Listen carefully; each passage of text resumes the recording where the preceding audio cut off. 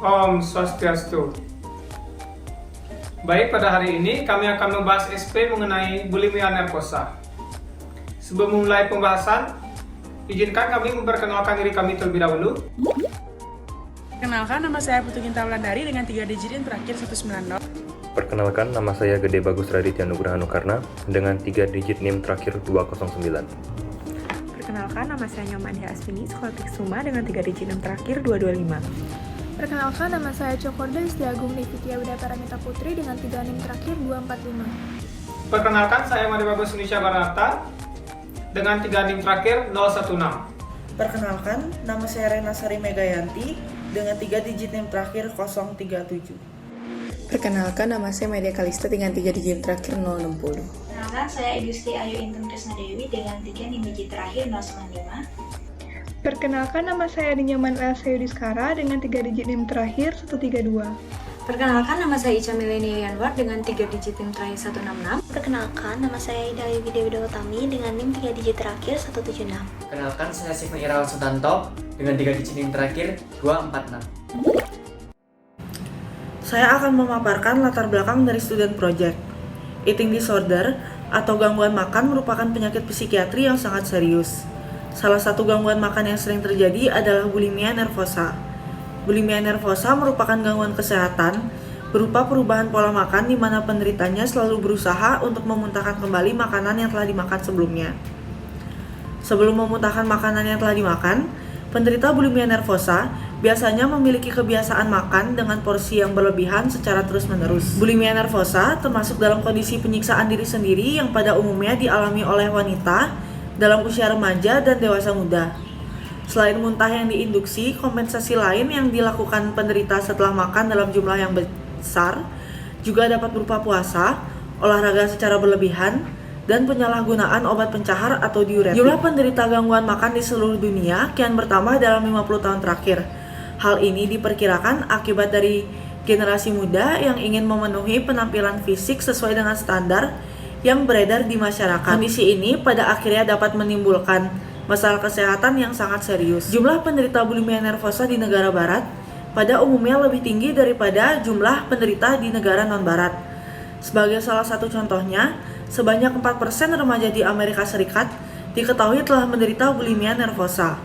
Sedangkan untuk di Indonesia sendiri, penelitian mengenai penderita bulimia nervosa masih sangat kurang, sehingga tidak diketahui secara pasti prevalensinya. Diagnosis untuk bulimia nervosa relatif sulit dilakukan karena pada umumnya penderita tidak menunjukkan perubahan fisik yang signifikan. Oleh karena itu, pendekatan diagnostik masih bergantung pada pelaporan gejala secara langsung oleh penderita itu sendiri. Selain itu, pada umumnya penderita merasa malu dan berusaha untuk menjaga kerahasiaan dari kondisinya. Hal ini akhirnya membuat penderita sulit mencari bantuan untuk mengatasi kondisi yang dialaminya, sehingga kondisinya menjadi semakin parah. Pada situasi ini, penderita akan disarankan untuk melakukan terapi fisiologis dan juga farmakologis untuk mengatasi gangguan makan yang dialaminya tersebut. Jadi saya akan membahas masa daripada SP kami. Yang pertama, apa yang dimaksud dengan bulimia nervosa? Yang kedua, apa yang menyebabkan bulimia nervosa? Dan ketiga, bagaimana ciri-ciri penderita mengalami bulimia nervosa?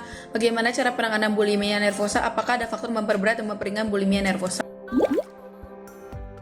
Adapun tujuan dari SP kami mengetahui dan dapat mengidentifikasi pasien dengan gejala bulimia nervosa, mengetahui penyebab dari bulimia nervosa, menjelaskan gejala yang dialami penderita bulimia nervosa, melakukan penanganan yang tepat untuk bulimia nervosa. Yang kelima, mengetahui ada faktor memperberat dan memperingan bulimia nervosa. Adapun manfaat dari SP kami, yang pertama dapat menambah ilmu pengetahuan di bidang medis mengenai bulimia nervosa, yang kedua dapat memberikan edukasi kepada pasien atau di sekitar kita mengenai bulimia nervosa, yang ketiga dapat mengingatkan bahwa bulimia nervosa merupakan penyakit yang harus diwaspadai, dan yang terakhir dapat memberikan bantuan saran kepada orang lain terdekat yang teridentifikasi penyakit tersebut. Gangguan makan atau eating disorder merupakan suatu kondisi psikiatrik yang dapat menyebabkan masalah psikologis dan juga medis yang sangat serius. Gangguan makan merupakan penyakit kronis yang ditandai dengan perubahan pola makan yang disebabkan oleh masalah psikis ataupun emosional yang bertujuan untuk mengontrol berat badan. Eating disorder sendiri diklasifikasikan menjadi 3 jenis, yaitu anorexia nervosa, bulimia nervosa, dan juga binge eating disorder. Untuk kasus eating disorder, setiap tahunnya mengalami peningkatan. Menurut Academy for Eating Disorder, di Amerika Serikat sendiri sebanyak 1-2 juta wanita mengalami bulimia nervosa atau memenuhi kriterianya, dan juga 500.000 memenuhi kriteria untuk anoreksia nervosa. Ini menunjukkan bahwa eating disorder sendiri banyak dialami oleh kalangan remaja. Bulimia nervosa merupakan salah satu dari jenis eating disorder ataupun gangguan makan. Bulimia nervosa memiliki kesamaan arti dengan kata Alzheimer pada bahasa Yunani dan juga kata nervous envelopment pada bahasa Latin. Bulimia nervosa sendiri merupakan suatu gangguan makan yang ditandai dengan siklus makanan yang berlebih, kemudian diikuti dengan kompensasi yang dilakukan seperti memuntahkan kembali makanan, kemudian berpuasa, dan berolahraga secara berlebihan. Untuk kasus bulimia nervosa sendiri banyak dialami oleh usia kalangan remaja dan juga usia dewasa, dan pada umumnya lebih banyak dialami oleh wanita.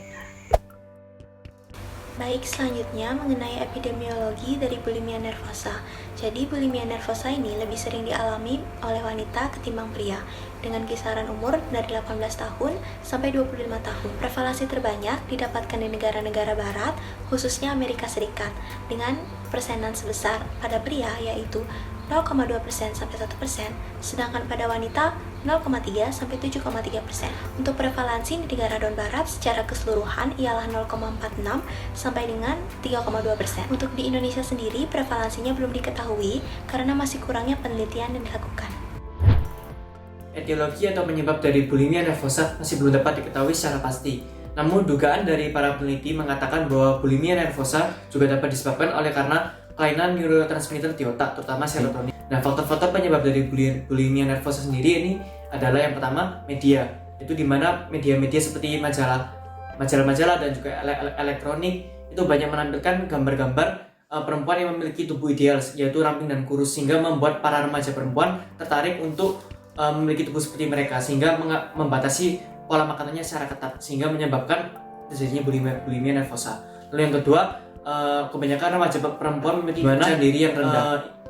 Ia takut dikatakan gemuk oleh orang lain, sehingga ia melakukan perilaku makan yang menyimpang, yang akhirnya menyebabkan bulimia nervosa. Yang ketiga, persepsi yang salah, di mana banyak sekali remaja-remaja perempuan itu memiliki persepsi di mana tubuh yang ideal haruslah tubuh yang kurus dan juga ramping, sehingga ia pun juga melakukan pembatasan makanan secara ketat, sehingga berpotensi menyebabkan terjadinya bulimia nervosa.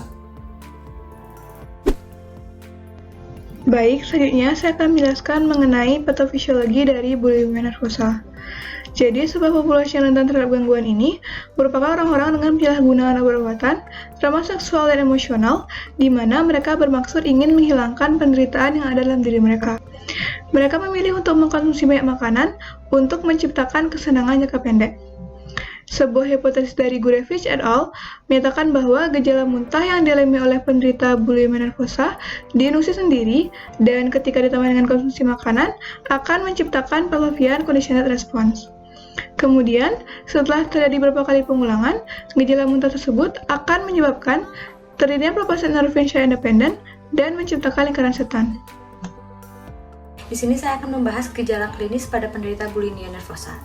Adanya pembesaran kelenjar parotis bilateral, adanya kerusakan pada gigi, lalu ada kulit kering, adanya kerontokan, adanya jerawat, adanya brakikardia, adanya hipotermia dan juga anemia, adanya dehidrasi, adanya alkalosis, adanya hipokleremia, adanya edema atau pembengkakan pada bagian tubuh. Berikutnya adalah diagnosis dari pasien penderita bulimia nervosa. Yang pertama adanya preokupasi yang menetap untuk makan dan juga selalu ketagihan terhadap satu makanan, sehingga mengakibatkan pasien makan dalam jumlah yang besar dan dalam waktu yang singkat. Lalu pasien selalu ingin menghindari kegemukan dengan berbagai macam cara, salah satunya adalah memuntahkan makanan yang telah dimakannya, mengkonsumsi obat-obatan, dan lain sebagainya.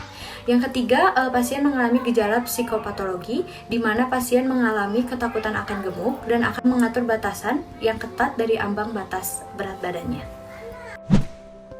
Kriteria diagnostik yang pertama adalah episode makan yang berlebihan yang ditandai dengan makan pada periode waktu tertentu seperti kurang dari 2 jam dengan porsi yang sangat besar.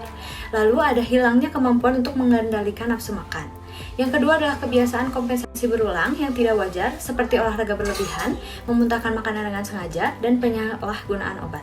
Yang ketiga adalah episode makan ini berlangsung setidaknya 1 kali selama seminggu selama 3 bulan. Dan yang terakhir, pasien selalu mengevaluasi bentuk tubuh dan juga berat badan.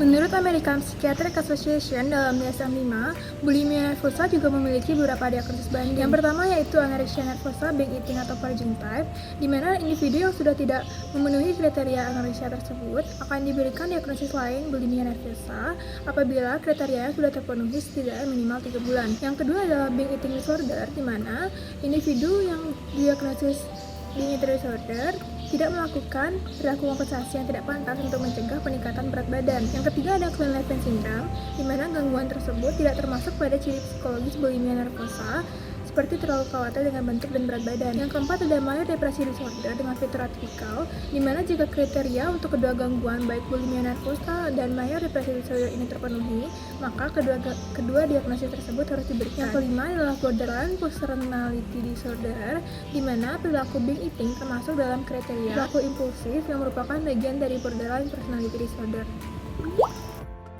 Apabila pasien sudah melalui anamnesis, pemeriksaan fisik, serta pemeriksaan penunjang, dan dapat disimpulkan bahwa pasien menderita bulimia nervosa, adapun tata laksana yang dapat dilakukan, yang pertama dengan intervensi psikoterapi. Eating Disorder Focused Cognitive Behavioral Therapy atau CBT-ID adalah salah satu psikoterapi individu yang efektif yang bertujuan untuk menghentikan kebiasaan makan yang salah dan mengendalikan rasa lapar. Selain itu, psikoterapi dengan bantuan keluarga sebagai komponen pemulihan. Yang kedua ada intervensi nutrisi yang berfokus pada asupan makan yang sehat yang terdiri dari 3 kali makan besar dan makanan ringan teratur dalam sehari. Yang ketiga ada terapi farmakologi dengan pemberian antidepresan dan antikonvulsan. Yang pertama ada fluoxetine dengan dosis awal 20 mg per hari, dapat ditingkatkan secara perlahan sesuai toleransi pasien menjadi 60 mg per hari dalam 1-2 minggu. Yang kedua ada desipramin dan imipramine hingga 100-300 mg per hari. Tetapi karena risiko efek samping dan toksisitasnya lebih tinggi, obat ini tidak disarankan sebagai lini pertama. Baik, berikutnya bagian komplikasi. Komplikasi dari bulimia nervosa ini sangat berbahaya jika tidak ditangani, karena dapat mempengaruhi fungsi sistem-sistem di tubuh sang penderita. Misalnya yang pertama, pembesaran kelenjar ludah akibat adanya peningkatan terhadap produksi air liur. Yang kedua, dehidrasi akibat penurunan produksi air liur saat sedang beristirahat.